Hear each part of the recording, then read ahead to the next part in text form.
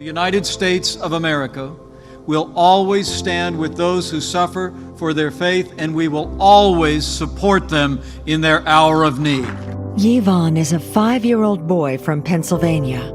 He and his mother are victims of religious persecution, trapped in Kuwait and unable to return home to the United States. His mother, Marsha, an Orthodox Christian, was accused by the Kuwait government of a crime she didn't commit. I think the most important thing for the American public to know is Marsha Lazareva is innocent. Targeted as a Christian working in the Middle East, Marsha was falsely convicted by Kuwait government officials using forged documents. Charges that were totally trumped up, that shouldn't have been levied against Marsha in the first place. She spent 474 days in a crowded prison cell. Out of prison now and reunited with Yvan, they both sit in Kuwait, waiting to be set free. Yet Kuwait refuses to let her go, so she can bring Yvan home to Pennsylvania to be baptized and actually start kindergarten. President Trump and Vice President Pence have been vocal champions for religious freedom. As president, protecting religious freedom is one of my highest priorities. Americans don't leave American children behind. We just hope that Kuwait will do the right thing and that Marsha will be released.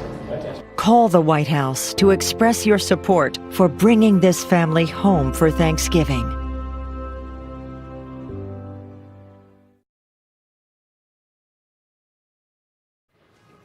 Hey, welcome back. You're watching Liquid Lunch on Newsmax TV. I'm John Tobacco.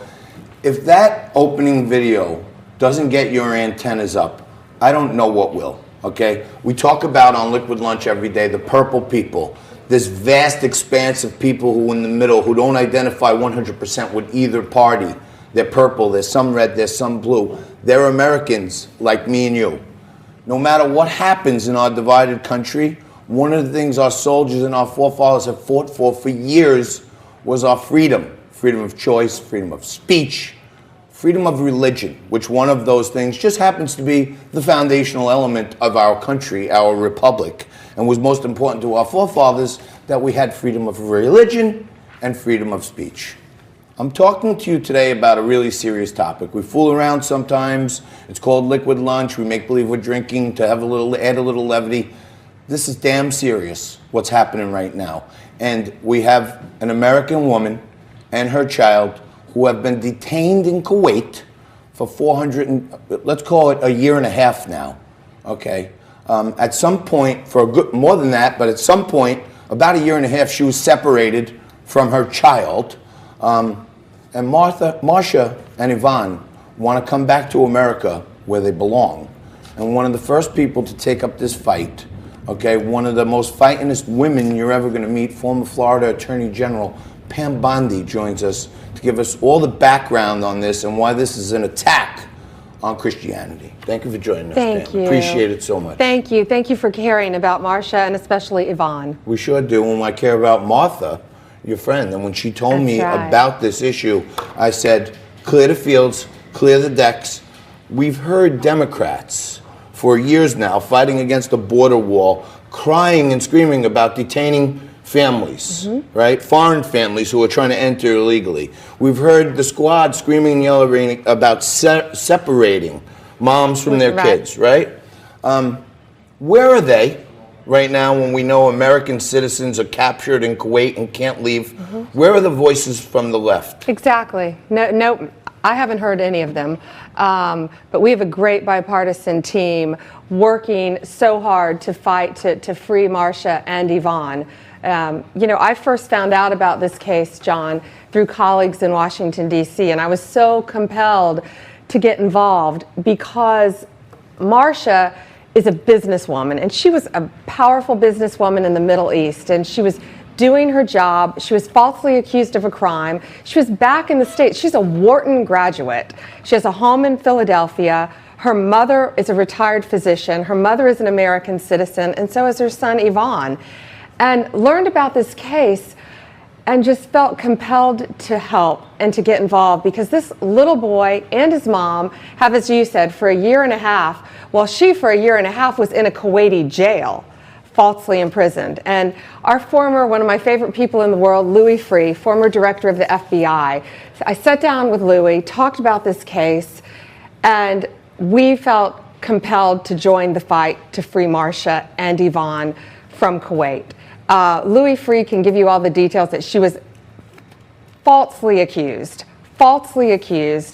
and held in a Kuwaiti jail for a year and a half. And now she's still in Kuwait. She's just out at home, but can't leave the country with this little boy. Here's what happens out there. This is a successful businesswoman with an American pedigree, American child, and all of a sudden the Kuwaiti government decides, you know what, you're the CFO of a big conglomerate. We think you embezzled $500 million. I did not embezzle $500 million. Oh, yes, you did. Here's the document that shows you did. And guess what?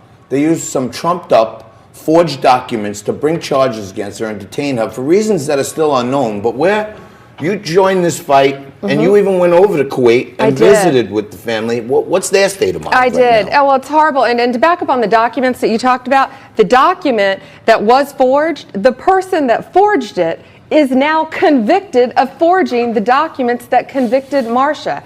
So it's ridiculous. And so I went over there, and, you know, as a Christian, they held court on Easter Sunday.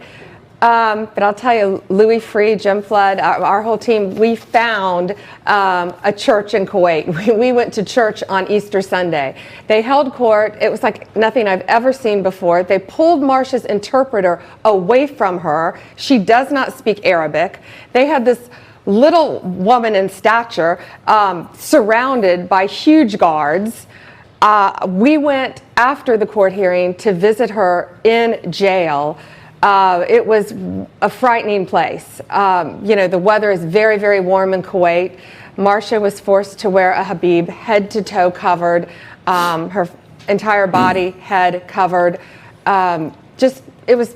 It was frightening, the place where they had her held. That's all I can say. Then I went to the apartment where Yvan had been living with his grandmother and just fell in love with this little boy. Sweet, kind, loving. And Lydia, who I said again is a retired physician who lives in Philadelphia but had been in Kuwait the entire time, taking care of Yvan. It was just tragic because, you know, this little boy's been there from 3 and he just turned 5. Those are the most formative years in a child's life. And to do this to him, to have his mother in jail for 474 days is ruthless, in my opinion. You're a former prosecutor. You've seen it all, probably. Of course, have you ever seen such a kangaroo court of a process ever in your career? Never. And I've been all over the world helping set up criminal justice systems, Africa, Taiwan, Mexico, and I've never seen anything like I saw sitting in that courtroom that day. And you know, John, to make it even worse, Marsha's mother, Lydia, has cancer that's public, and she's now she waited as long as she could, but she's now back in Philadelphia undergoing treatment for cancer. So Marsha's now alone in that, the picture you're seeing is of Lydia, who's just a great woman. She's now back in Philadelphia. Marsha and Yvan are basically on house arrest in this little apartment. She can leave, but when she does, guards follow her everywhere. She doesn't want her child to see that. You know, this little boy needs to start school. He needs to be baptized. He needs to be baptized in the U.S. At the church in Philadelphia. And so that's very, very important to Marsha, to Lydia, her mother, Orthodox Christian, and to Yvan. We're running the graphic. We're going to be talking about Free Marsha as much as I possibly can. Anything you're involved in, I'm with you. Thank you, my friend. You want to call the White House. Not that the Donald is going to answer or anything, but you want to call 202-456-1111, and you want to go to freemarsha.com. There's a petition there where you sign it. It's private. You're safe. But show your support for our